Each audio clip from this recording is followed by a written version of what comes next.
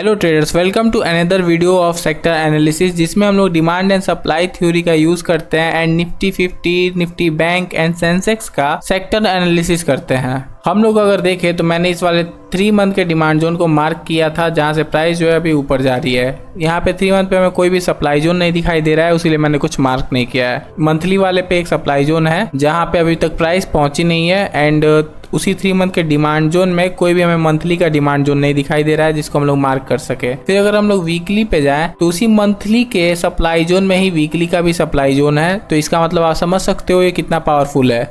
तो इसीलिए मैंने इसको भी मार्क करके रखा है। और वो 3 मंथ के डिमांड जोन में हमें यहाँ पे एक वीकली का डिमांड जोन दिखाई दे रहा है और यहाँ पे हमें एक और सप्लाई जोन दिखाई दे रहा है जो ऑलरेडी टेस्टेड है, जहाँ से प्राइस जो है नीचे आ चुकी थी एंड फिर उसके बाद से अभी ऊपर है। फिर अगर हम लोग डेली के टाइम फ्रेम पे जाके देखें तो हमने यहाँ पे भी एक डिमांड जोन को मार्क किया था जो उस वीकली के डिमांड जोन में कोइंसाइड कर रहा है। अभी तक प्राइस इसमें आई नहीं है, इसने यहाँ पे प्राइस आने से पहले ही ऊपर से ही चली गई थी। इसने इस वाले डिमांड जोन को जो है टेस्ट नहीं किया था, उसीलिए मैंने इसको मार्क करके रखा है। बाकी कोई और डिमांड जोन ऐसा नहीं है। यहाँ पे इस वाले को मैंने सर्कल में इसलिए रखा है क्योंकि यहाँ पे आप देख सकते हो ये भी एक डिमांड जोन है, लेकिन इसका कोई अचीवमेंट नहीं है। एक तो इसमें 7 बेस कैंडल्स हैं, प्लस इसमें कुछ खास अचीवमेंट भी नहीं है। अगर इसने इस वाले सप्लाई जोन को ब्रेक कर दिया होता एंड ऊपर खुला होता तो हम लोग इसमें सोचते भी एंट्री लेने का, लेकिन इसने रेड बेस कैंडल बना दिया है यहाँ पे, तो इसीलिए हम लोग इसमें एंट्री नहीं लेने वाले हैं, कोई भी इसमें ट्रेड नहीं करेंगे।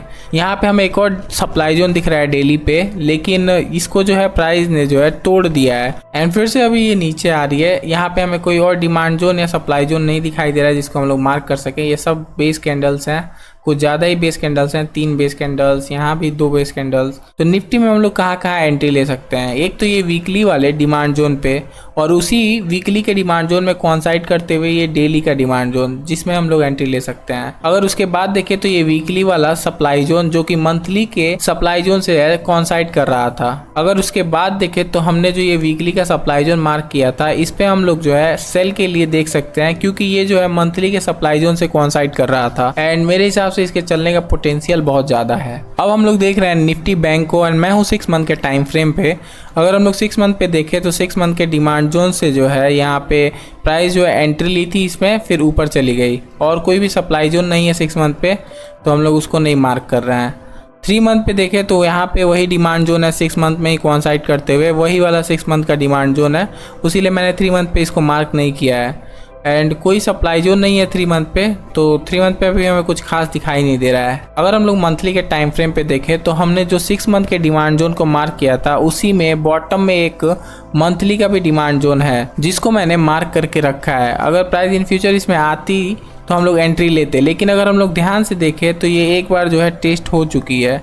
ये देखिए ये डिमांड जोन है, ये वाला कैंडल जो है इसमें एक बार टेस्ट करके फिर ऊपर गया है। इसको मैं आपको छोटे टाइम फ्रेम पे ले चल के दिखा दूंगा, लेकिन जब प्राइस यहाँ से ऊपर जा रही थी तो इसने एक और मंथली का जो है डिमांड जोन फॉर्म किया था, तो मैंने इसको भी मार्क किया है और हमारा मेन फोकस इसी वाले मंथली के डिमांड जोन पे रहेगा एंड उसी मंथली के टाइम फ्रेम पे हमें सप्लाई जोन भी दिखाई दे रहा है जिसको मैंने मार्क करके रखा है। अब चलते हैं हम लोग वीकली के टाइम फ्रेम पे। अगर वीकली पे देखें तो उसी मंथली वाले सप्लाई जोन में वीकली का भी सप्लाई जोन है जिसका काफ़ी अच्छा अचीवमेंट है। ये देखिए एक बेस कैंडल, फिर गैप अप कैंडल ये रेड में, फिर से गैप अप कैंडल, एक और रेड में, इतना बड़ा एक्साइटिंग कैंडल। सो हम लोग इस वाले वीकली के सप्लाई जोन में जो है एंट्री जरूर लेंगे। इसमें सेल के लिए हम लोग जरूर देखेंगे अगर हमें मौका मिलेगा तो। यहाँ पे वीकली का डिमांड जोन है, 3 बेस कैंडल है, फिर एक्साइटिंग कैंडल है, लेकिन हम लोग इसको मार्क नहीं कर सकते हैं क्योंकि 3 बेस कैंडल हो जा रहा है।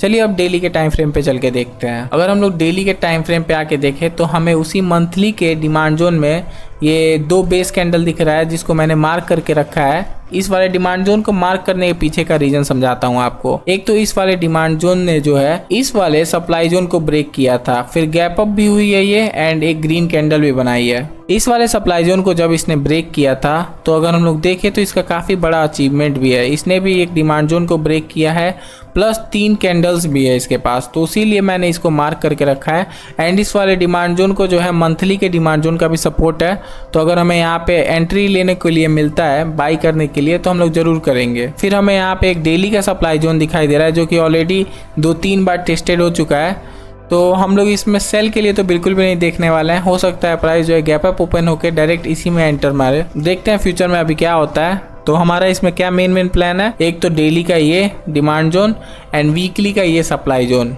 ये दोनों को चलने का पोटेंशियल बहुत ज़्यादा है, तो हम लोग इस पर मेनली फोकस करेंगे।